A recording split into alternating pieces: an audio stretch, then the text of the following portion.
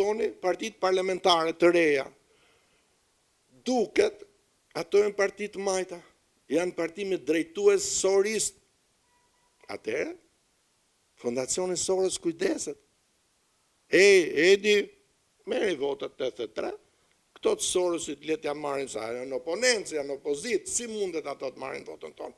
Se derisa Edi Rama rritet, ato marrin votë tek ne, me këtë duhet bashkohen ato, me Kujtim Gjuzin, vetëm një shans ka.